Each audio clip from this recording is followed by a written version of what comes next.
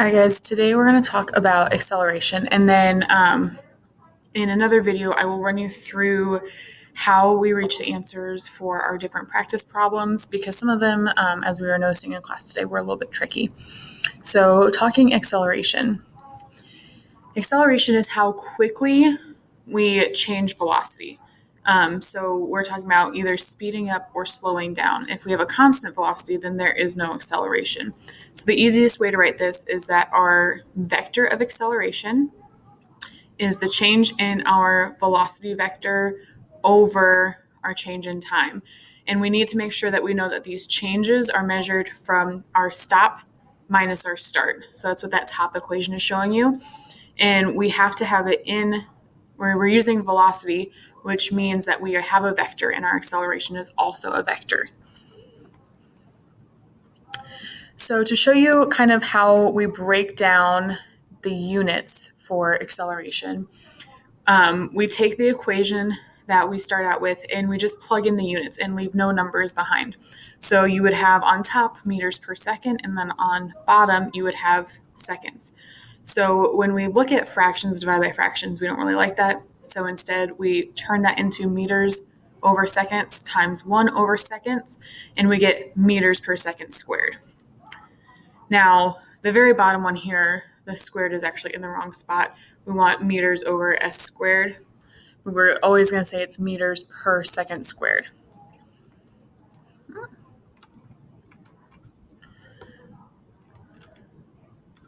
And it might look a little weird at first, but remember, we're trying to decide over time how fast we are speeding up or slowing down. So we're really comparing this based off of how fast we're changing our speed. And we have two different versions of time in there. So that's why we have the meters per second squared. And we get our direction from the change in velocity that we have. So if our initial velocity is heading east and our final velocity is heading west, we need to make sure we know which one we are considering a positive direction and which one we are considering a negative direction. So typically forward, when you see that in a problem, we're always going to consider that positive, and backwards is going to be negative. On a compass, north and east are usually our positive directions, whereas west and south are considered negative, just like if we were on a number line or looking at graphing a problem. We don't always have to follow that, though, as long as you set your convention from the beginning, knowing that this direction is going to be positive, this direction is going to be negative. You can do it whichever way works best for you. You should still end up with the correct answer. So we have to solve, or we have to know at least 3 values out of our change of velocity and change in time to be able to solve for the fourth one. So we want to make sure we're looking at phrases like from rest or to take a stop, because those are actually telling us our velocities or how fast we're traveling without using numbers. So if we look at this example, a horse begins a race from rest with an acceleration of 2.2 meters per second squared north. What is the horse's velocity after 5.8 seconds? So we have the obvious numbers. Acceleration is 2.2 meters per second squared north.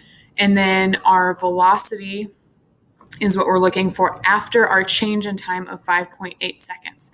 So we start our time at 0 and we end our time at 5.8 seconds, but we need to figure out at least one of our velocities to know the other one.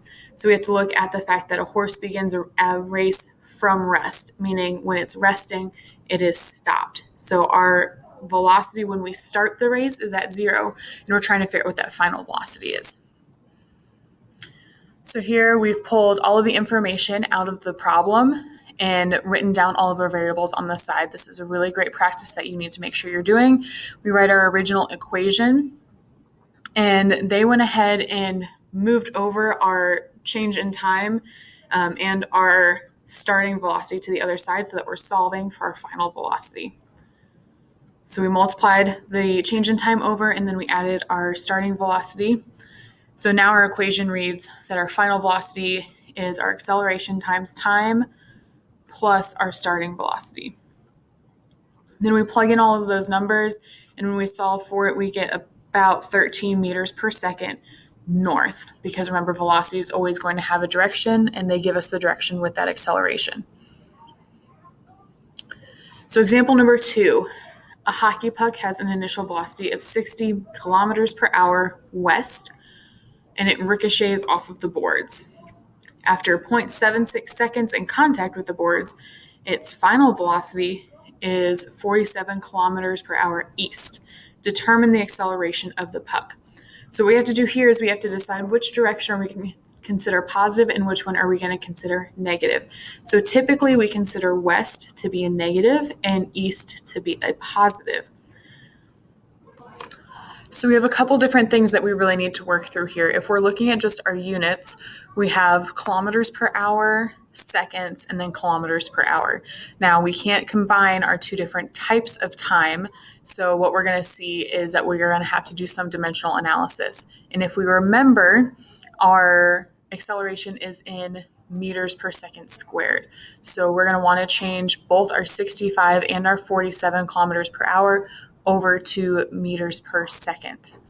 So that's the first step you're going to see here is we're taking our 65 kilometers per hour and we are taking that and converting it into meters and then converting the time into seconds to get 18.05 repeating meters per second west. Then for our final velocity, where we're ending up, we have 47 kilometers per hour east. And after doing the same math, we get 13.05 repeating meters per second east. So now we have our actual velocity numbers that we can use in our equation. We write down the other pieces that are given to us. So our change in time is 0.76 seconds, and we are looking for acceleration. So we're going to use our equation. Acceleration equals our final velocity minus our initial velocity. So the 2 is just the second part of where we are, and the 1 is the first part. So we are going to take where we ended up, which is our 13.05 meters per second, and subtract our westward direction. So east we decided was positive. So our 13.05 is our positive number. And then we're going to take away our west number. Okay, I just had to relook at this. This slide, I need to make a correction to it. It says negative 13.05 minus, and it should be negative 18.05 because that 18.05 is heading west, which means it is heading in our negative direction. I need to make sure I'm pointing the right way for the video. And then when you divide that by your 0.76, you're going to get a positive 40.9 meters per second squared. Now, we have to figure out which direction we're going, but because we got a positive number out of it, then we're considering back at our number line, which way did we look at being positive? So east is going to be our positive number, which means that we can put the direction as east. So that ends that video. I'm going to run through a few of the practice problems from kinematics, speed and velocity, and also these acceleration problems in another video for you to watch and make sure you are reviewing before we take our quiz.